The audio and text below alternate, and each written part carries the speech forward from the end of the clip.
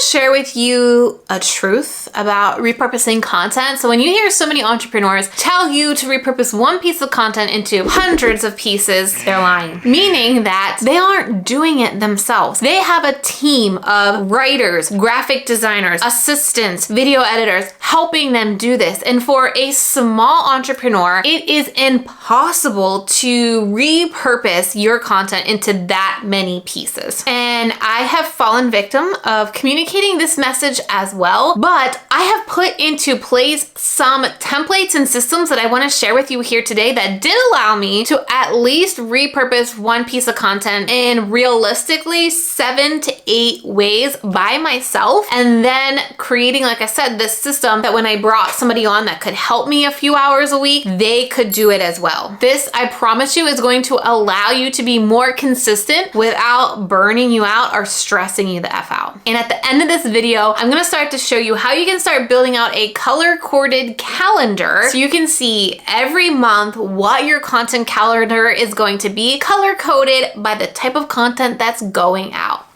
And one quick disclaimer here, it doesn't matter what project management tool you're using, Asana, ClickUp, Monday, whatever. I'm gonna show you in an easy way that you can adapt it to whatever you're using. Before we dive in, I need a quick favor from you. If you struggle staying consistent with your content or tend to take long breaks because you're not sure how to get back into the swing of things again, hit that like button, because I think we all need to understand that we aren't alone in this. And so by us clicking that like button, we're gonna be able to see all of the other people as well that feel this pain and this struggle as well as a content creator for our business. Now, I shared this in last week's episode where I broke down 4 tips for a social media strategy that works, but to get a content calendar that's going to work for you, you've got to focus on one primary platform. This is your permission. You don't have to tackle all of the platforms that are out there. You don't even need to repurpose to all of these platforms either. I need you to pick one solid evergreen hub content that's going to live for a while. I personally love YouTube. Now, I did an entire video just a few weeks ago about why I really think your hub content should be YouTube in 2022 and moving forward. But the main reason why I think YouTube needs to be your hub content every single week is because of searchability and recommendations. So because you create YouTube videos, not only do you show up on the world's 2nd largest search engine, YouTube, but also Google, the world's largest search engine, you're also creating this content that lives for years. I've mentioned in a few videos that I have a video from 33 months ago that still gets views to this day and still grows my email list. And like no other social platform up yet can do that, not even a podcast. And then of course, the recommendation. If you use YouTube and you build a strategy the way I teach by implementing my piggyback strategy and the firework approach, you're able to get in front of new people and more people that may have never even found you on places like Instagram, TikTok, Facebook, or even podcasts. But again, if you want to hear more detailed, if you're still on the fence about YouTube, I would definitely watch that video next, because there's some real data in that video on why YouTube is kind of the platform you should be focusing on as your hub content every single week. Okay, now I want to be a nosy Nancy, and I'm curious, what platform are you focusing on right now? Like that's where you're creating content for, that's what you're working on growing. Let me know down in the comments, what platform is that for you? And there's no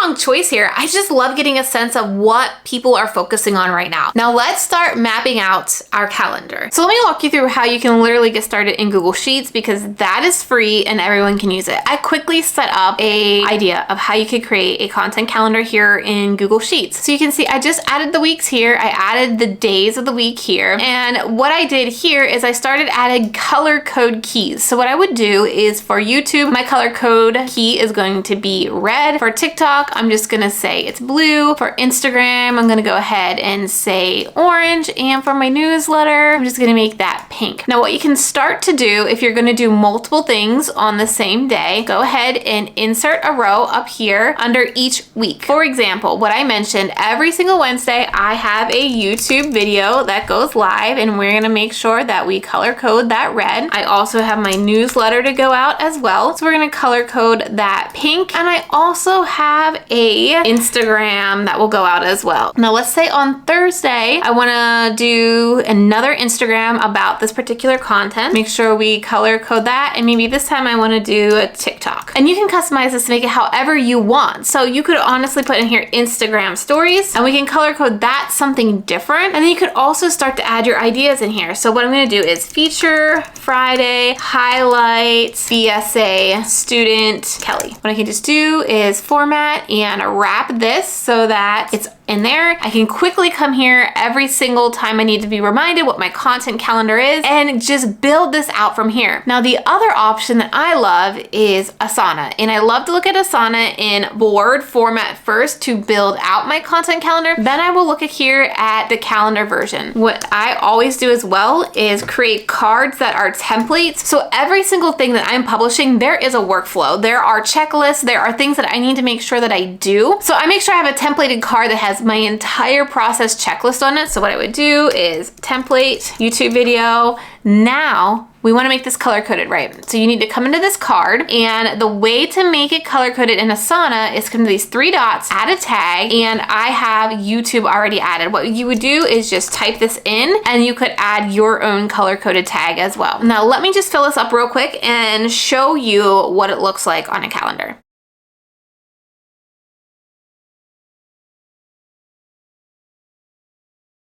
All right, this is just a build out of what 1 week could look like. So now when you go to your calendar form, you can start to see how this is built out color coded. So this is how you can really start to build out a content calendar with the idea of your hub content, and then how to break it up into other pieces of content that are doable for you for each particular platform and how that platform likes it, which is really important. And I'm gonna be diving into that in next week's video, why we need to be creating content specific for each platform. Here's my thoughts on batching. I am a batching queen. I love batching. In fact, today, as I'm recording this, I filmed all of my August content, so 4 videos. But at one point, I was batching about 12 YouTube videos at a time, but that is too much. Now, realistically, as a solo entrepreneur, or maybe you have one other person helping you, here's what I think your content plan should look like so that it's effective, but you don't hate it. Obviously, I think YouTube should be your weekly content every single week. Then you can send a newsletter briefly talking about why this video is so important, kind of your key takeaways, and that they should go watch it so that you're nurturing that email list, which is your moneymaker, but you're creating evergreen content over on YouTube that can continue to send people to your email list and continue to grow your business. I personally like to send my newsletter within the hour after my YouTube video is published, because the more people that watch it, the more the YouTube algorithm sees, oh, people are watching it, people are engaging it, that they're going to test it with new people. I also like to post a carousel on Instagram that same day as well. So we already have an Instagram template that we've created inside of Canva. So when I finish a YouTube video, my assistant, yes, I have an assistant, and I'm gonna run down everybody that's on my team at the end of this video for full transparency so you can see what I'm working with. But my assistant takes our template and she plugs in the key takeaways that I bolded in my YouTube script. So it's super easy. And that all happens for me the first day my YouTube video comes out. The next day, so for me on Thursday, we will pull out clips of the YouTube video to put on stories. It's about 3 15-second clips that we just clip out of the YouTube video to promote on stories. And I will just use the little link sticker to try to get people over there as well. Now we're looking at Friday. I published the entire video on Facebook. We are running some ads over on Facebook. We don't put a lot of money into ads over there, but I want fresh content if people happen to find me on Facebook, but I'm not really sending people off of Facebook to that YouTube video. I will also pre-record stories for Friday as well, and it may just be a little bit of a mini training in regards to that topic. So that gives me Wednesday, Thursday, and Friday's worth of content. Now that's kind of the extent of my content life cycle. I could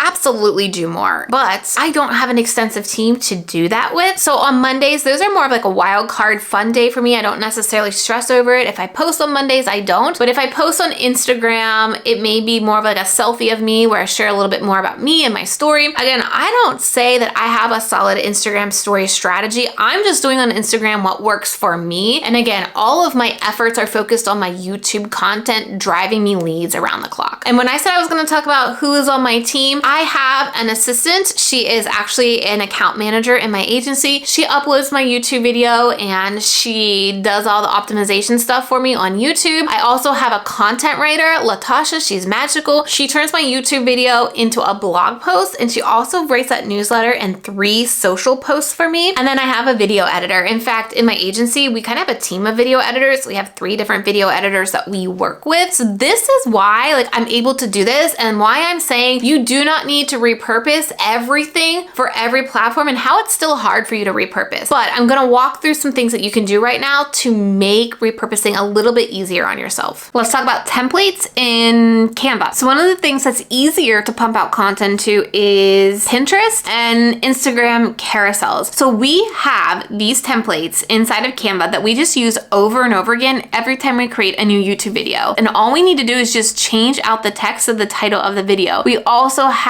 our carousel templates as well. You can see we have that title, and then we dive into typically 3 to 4 different takeaways, and then why they should go watch it and where to watch my video. Remember when I talked to you about building your content calendar templates? We add links to these templates, and that's gonna make your content creation life easier when you have all of this in place. One of the hardest parts about staying consistent with your content calendar as well is coming up with content ideas. And I think this might actually be better suited for an entire video. If you wanna see a video on how to generate consistent content ideas, say content idea video down in the comments below so that I know you actually want this, because again, I think this video needs to be much more intensive than just giving it a little shot here in this particular video. The reason why I say maybe this should be a different video is because the way I choose the content ideas that I'm gonna do is based on my current business goals. For example, this month in August that this video is going live, our entire goal is visibility. Our goals are to get in front of as many people as possible over the next 6 weeks to help me promote a free challenge that I'm hosting in September called the Kickstart Your YouTube Spark Challenge. Now, if you want to learn more about this free challenge, go to the link that is on your screen right now. You can sign up for totally free. If you're there early, it may be a wait list, but this is our whole purpose behind our content plan right now. While it's a lot, it's not going to be a lot forever, because our default strategy here on YouTube is our firework approach that we always talk about, and it focuses on creating one core video that sends people to our offer, to our funnel, and following that up with 4 to 5 spark videos that we try to get on the homepage of people's YouTube channel, and then send people to the core video again to our business to continue generating leads and revenue in our business while making the YouTube algorithm happy. This is why it is so important when I said the first thing you need to do is pick one platform to focus on, so all of this can fit into place and you don't start to get confused on what you should be posting, where you should be posting, and when you should be posting. This is the key to creating a content calendar that is not going to burn you out, and you're going to see a return on investment with the content that you do create. There's a goal, and you're not just checking the to-do list off of creating content. And if you are ready to stop dragging your feet on starting your YouTube channel or really using YouTube strategically in your content calendar, then join my free Kickstart Your YouTube Spark Challenge. During this 5-day challenge, I'm gonna walk you through how to create one YouTube video that will drive you organic traffic for years to come. Plus, I'm going to teach you the process to be able to do this again and again and again. So you are simplifying that content plan and you're creating content that lives longer than 48 hours like Instagram, if you're lucky. Still not sold on YouTube yet? I get it. So I highly encourage you to click the video that's on your screen right now, because I walk through some key data that shows YouTube should be the primary marketing strategy that you're using in 2022 and beyond if you don't want to be burning yourself out on a content calendar that you just can't manage.